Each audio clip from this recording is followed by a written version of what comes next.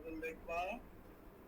তারপর ক্যাশ ডিসবার্সমেন্টের একটা আমরা পার্ট 1 এ করেছি, সেটা কি ছিল? পারচেজের ক্যাশ পেমেন্ট হবে, ক্যাশ ডিসবার্সমেন্ট হবে পারচেজ, সেটা আসবে। অন্যান্য খরচগুলো যত আসবে সব ডিসবার্সমেন্ট করে টোটাল খরচ, ক্যাশ অ্যাভেলেবল কত, টোটাল খরচ কত হলো, এটা করে বিয়োগ করলে তুমি ঘাটতি হতে পারে, বেশিও থাকতে পারে। খেয়াল করো, ঘাটতি হলে আমাদের লোন করে আনতে হবে, শেষ সঙ্গে বলা থাকবে যে তোমার কতটুকু মিনিমাম ব্যালেন্স লাগবে, তখন ঘাটতির সাথে মিনিমাম ব্যালেন্স অ্যাড করে অতটুকু তুমি লোন নিয়ে আসবে। এটা একটু খেয়াল রাখো। এখানে দেখো একটা ক্যাশ বাজেট আমরা যেভাবে করেছিলাম, বিগিনিং ক্যাশ ব্যালেন্স আনতে কখনো ভুল করবা না, এটা দেওয়া থাকবে প্রশ্ন।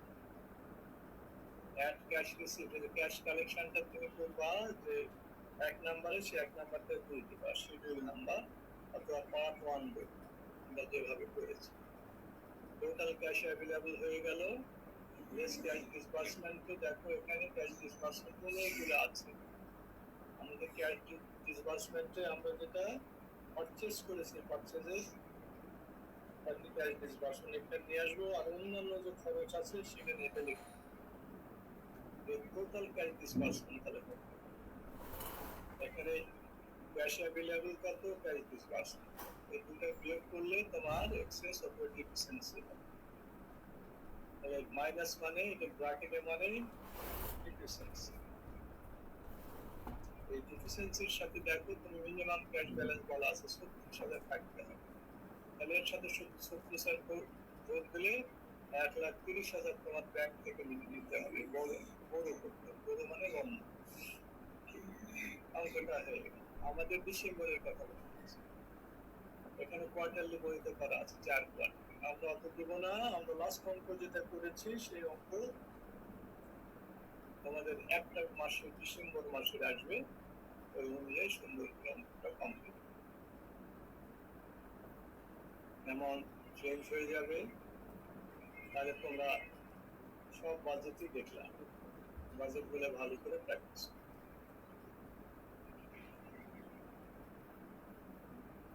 দেখো বন্ধু, ক্যাশ বাজেটে কারো অসুবিধা আছে? একজন একজন করে বলো, কারো আছে অসুবিধা? না স্যার।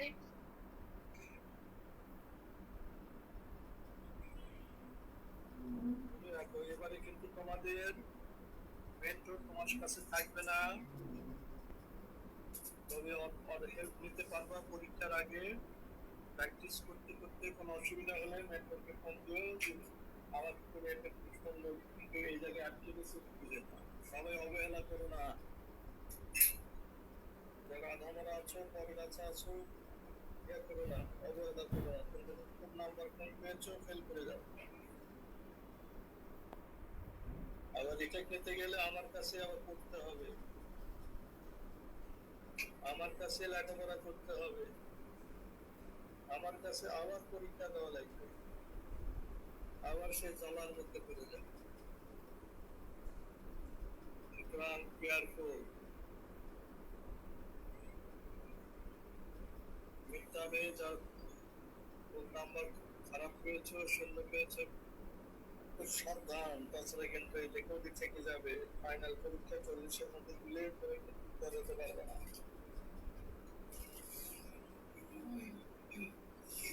আবার তোমার টাকা খরচ, সব দিক থেকে তোমার লস। সুতরাং দায়িত্ব নিয়ে লেখাপড়া। তাহলে প্রথমে বেশি করে প্র্যাকটিস করবা ক্যাশ বাজেট, তারপরে বেশি করে প্র্যাকটিস করে পারচেজে, পারচেজ থেকে তুমি কি পাবা, ক্যাশ কালেকশনটা, ক্যাশ ডিসবার্সমেন্ট হবে। আর একটা হলো একটু কঠিন, সেটা হলো পারচেজ বাজেটটা একটু বড়, তাই কঠিন, এটা বারবার করবা। ক্যাশ বাজেট অনুযায়ী ভুল করছো, ক্যাশ বাজেট খুব বড় দিয়ে করবা, বারবার করবা, 10, 15, 20, 100 বার করবা।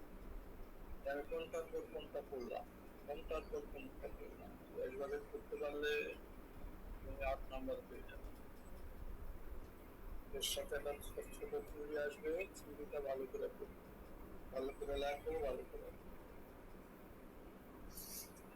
পঞ্চাশ বাজেটটা ভালো করে করবা, ভালো করে লিখবা, ভালো করে রপ্ত করবা। আর অন্যান্য বাজেট এবং পেমেন্টটা খেয়াল রাখবা, payment schedule, schedule of cash payment, schedule of cash collection, দুটা সেলসের সঙ্গে পার্চেজের সঙ্গে। পার্চেজ বাজেট আসা মানেই তোমার শিডিউল অফ ক্যাশ ডিসবার্সমেন্ট তোমাকে করতেই হবে। সাধারণত ওর সাথে ক্যাশ সেল বাজেট করতে গেলে ক্যাশ কালেকশন তোমাকে শিডিউল করতেই হবে। খেয়াল রাখো, বারবার করে ইনশাআল্লাহ।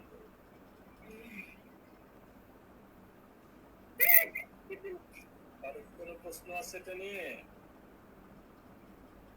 বাজেট নিয়ে কারো সমস্যা আছে? No sir.